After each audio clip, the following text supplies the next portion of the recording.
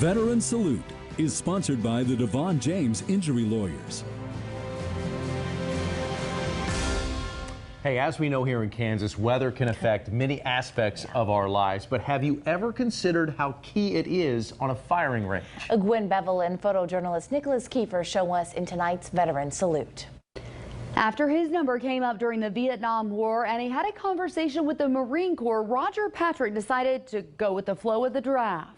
They swore us in as United States Army. And once this first ID card was issued in 1969, Roger Patrick was off to the Army. When I got to Fort Leonard Wood, I thought about becoming a helicopter pilot. The young draftee ended up in artillery meteorology. Okay, that sounds good. Yeah. The soldiers would inflate a weather balloon and then track it as it went up. We'd go up however high they were shooting their artillery.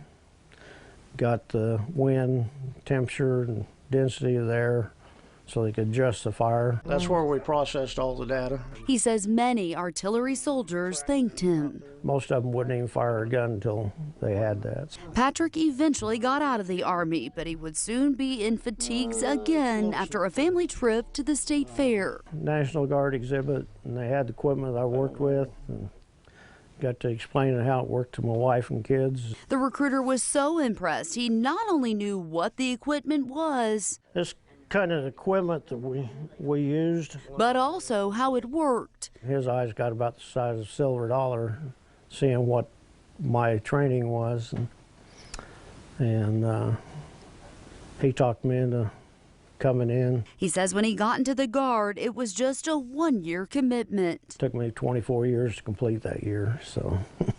For doing far more than what he'd signed up to do in the Guard, Patrick was awarded a win by a general here in Kansas. He says the most memorable was receiving the St. Barbara Award, the patron saint of field artillery. That's something not everybody gets, and my years of dedication to the field artillery. His wife won the Molly Pitcher Award for her support, and he says the two found a second family in the Guard. Actually, my commander actually give him an oath for enlistment. Patrick is talking about this family trip to his Guard unit, where this memory of a little boy and his biggest hero was captured.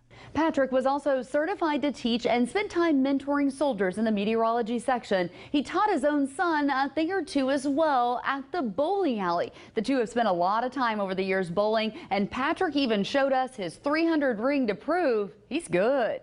Here for you, Gwen Bevel, KSN News 3. On behalf of Devon James Injury Lawyers, we're honored to be here with Sergeant First Class Roger Patrick, who served our country in the United States Army. Sergeant Patrick, thank you so much for your service. Thank you. Veteran Salute is sponsored by the Devon James Injury Lawyers.